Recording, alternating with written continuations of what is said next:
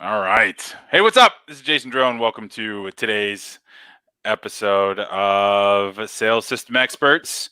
How are you doing, Aaron? We are live. We are live. Yes, we I'm are. doing great.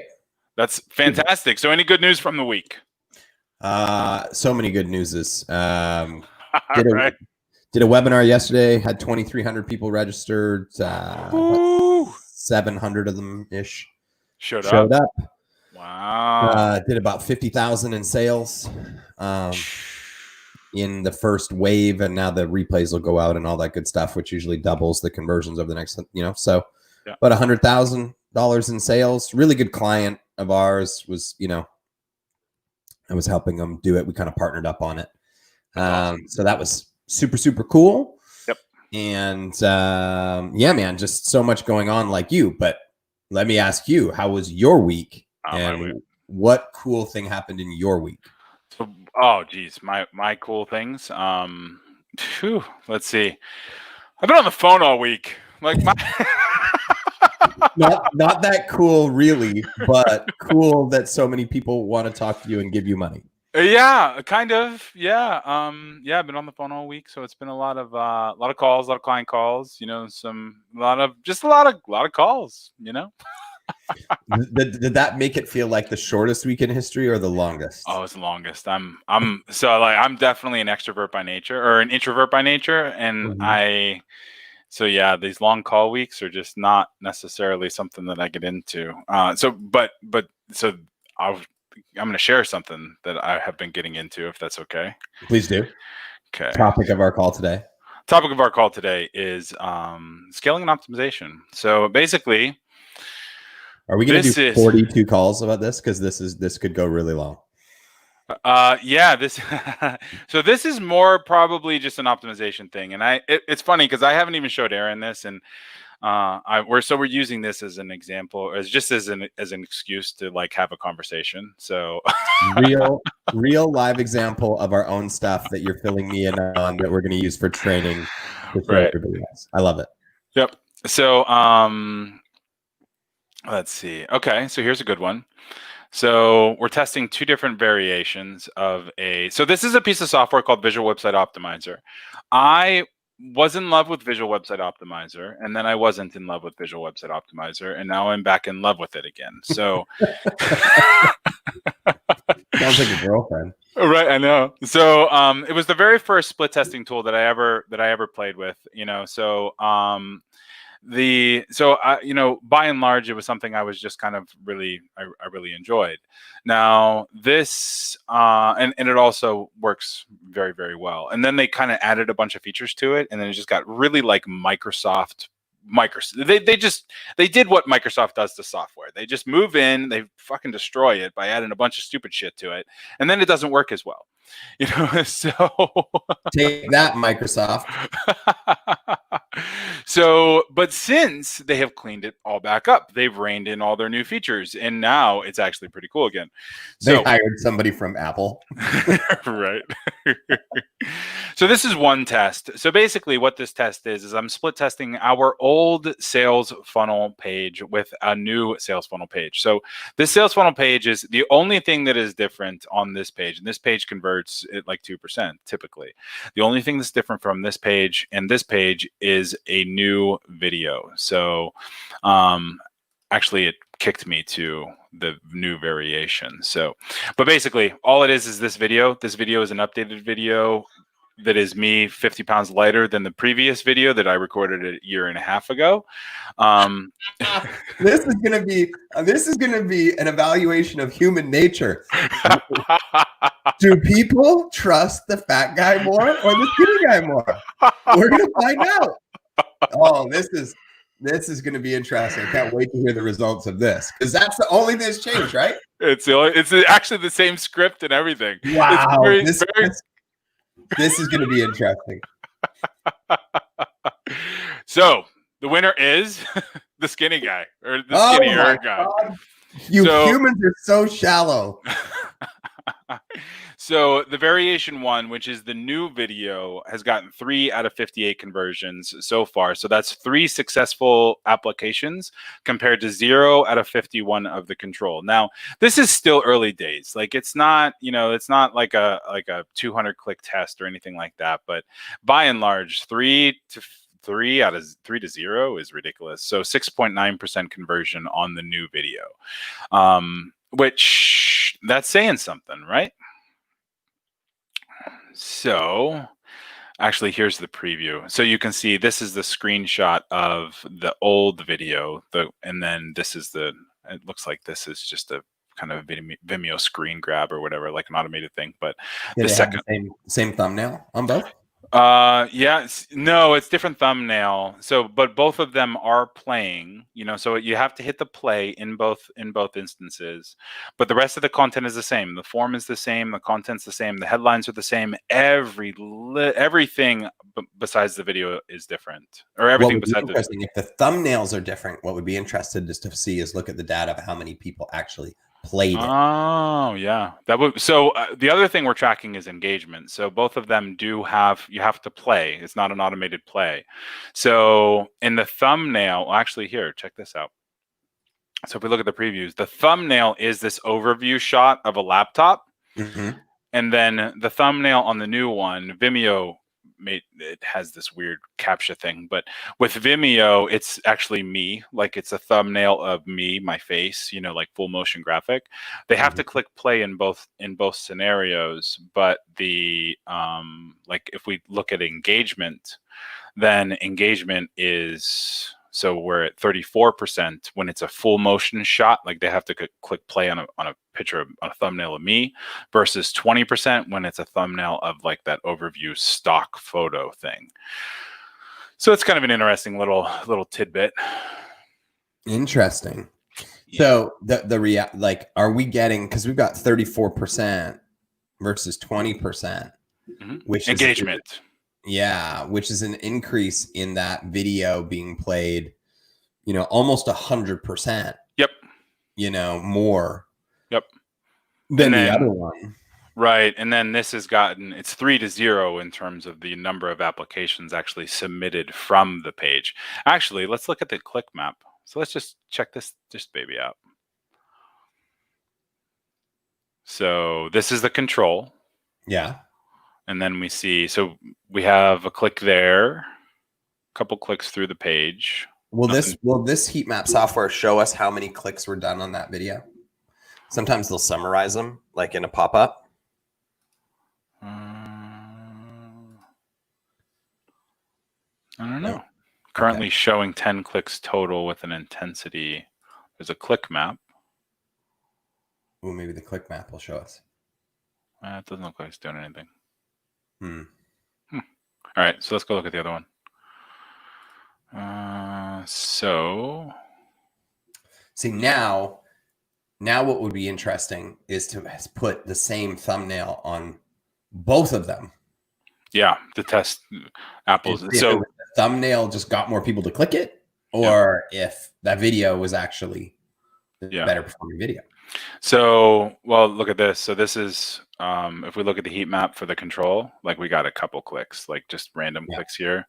So this is the heat map for the new video, which is, I mean, it's lit up compared to the other one. Absolutely, it is. And then we got a couple stuff here. So it looks like people are actually just watching that video more. Yeah, that's what I think. I think that thumbnail of you there talking, whatever you want to call it, thumbnail or preview or whatever. Yep. Is just driving dramatically more traffic through. So I'm not sure if I can make a conscientious, evaluation of the shallowness of the human race. Might just be the thumbnail connecting with a human being. Yeah, the skinny Jason is more credible than the fat Jason. I think that it might just be a direct correlation to volume of clicks through based on the preview image. Yeah, that might be. So we should probably just test the thumbnail, and we'll just test the thumbnail and see. Maybe we'll update it in a couple of weeks and see how shallow the human race actually is. Yeah. So there's a lot of things that I won't share on here that, like, are just so shallow. And if I test, like, it's like standard marketing 101. Like there's stuff I test and you're just like, oh man, like just that can't work. it's so disappointing, the human race, but it's so predictable and it's the go-to every time. Yeah. So the other one that we're gonna look at is the funnel factor lander, which you guys have seen this in a couple of our you've already seen this in a couple things, but basically we're controlling a couple different we're doing a couple different. So I tested the main headline. So just to kind of catch everybody up. So basically I tested this headline right here, and this is the winner by a long shot. Convert more clicks to customers. This was a way long shot winner over the other three tests that we ran. And so I locked that one in, and now I'm at this. So I'm testing this black box, the text in this black box. So updated master guide reveals the step-by-step process to building blah blah blah, and then this is a slightly different variation of that, and then we have a shorter variation. Master guide reveals the top converting sales funnels, and then we have another kind of a tweaked version. So no major changes. It's a very prominent space in the landing page, but not necessarily like major language changes there, you know. So here's the report. Basically, one of them came in. So I already disabled version 1 because that was a friggin' dud. So nothing going on there. Then we have these other versions. So our control is currently the winner. So our control is actually outperforming the rest on a lead standpoint. So when we're looking at the lead. Now, Aaron was like, well, that first sentence is grammatically weird. And yeah, dude, I totally get it, but it also converts better than everything else. So, you know, whatever. But in my own defense, I did say it could outperform because it's grammatically weird. It's people will read it like 2 or 3 times and disrupting. Yep. So, but here's the crazy part, and here's like the anomaly that I was like, this shouldn't be right. This totally shouldn't be right. So, all right. So our variation 2 is converting at 39%, and our variation 3 is converting at 37%. So if you're only looking at lead conversion, you would immediately whack these two and then start another test, wouldn't you? Okay, so watch this. If we actually kind of focus on a different conversion point, watch what happens. So this is our add to cart. So this is how many people add to cart in their variations. Our control has an expected conversion rate of 1%. So this is the best performing lead magnet. Check variation 2 out though. 12.7% add to cart, which means that so let me just flip back real quick because I see Aaron zeroing in. He's like, what the fuck just happened? I'm all about it right now. I just heard 12% add to cart and got my attention.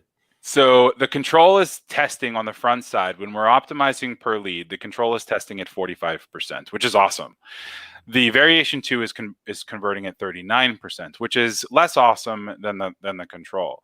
But if we take a step back and we zero in on an add to cart conversion, so the number of people who are adding this, you know, who are going through the confirmation page, buying the video course, or at least attempting to purchase the video course, 12% of variation 2 actually clicks through and adds it to the cart. 7% of variation 3 clicks it to the cart. 3 out of 51.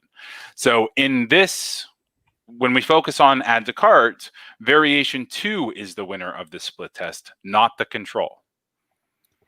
And it all comes down for us to revenue, return on ad spend. Therefore, the metric that we care about most is the sales metric, not necessarily the lead metric. Now, you know, for people saying, you know, watching this, you know, the 3 people that will watch it,